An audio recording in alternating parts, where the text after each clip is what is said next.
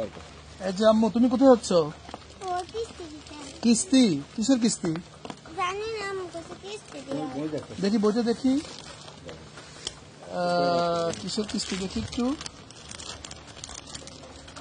এটি হচ্ছে micro finance কর্মসূচি দাবি দাবি কিস্তি, কেমন ব্র্যাকের।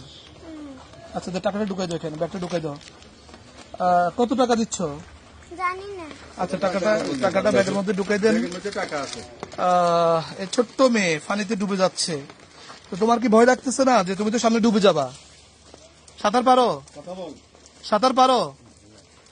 আচ্ছা, তুমি বাসায় চলে যাও, কেমন? তোমার বলে চেয়ারম্যান সাহেব না করেছে, এখন কোনো কিস্তি লাগবে না, এই সকল কিস্তি দেওয়া লাগবে না। এগুলো পরবর্তীতে যখন পরিবেশ ভালো হবে তখন কিস্তি দিতে হবে, কেমন? যে আমি কিস্তি যারা নিচ্ছেন ব্র্যাক এবং বিভিন্ন দাবি, বিভিন্ন সমিতির আশা এবং গ্রামীণ এনজিও, যে সকল সমিতির লোকজন কিস্তি নেন, মেহেরবানি করে আপনার এই দুঃসময়ে কারোর থেকে কিস্তি দাবি করবেন না।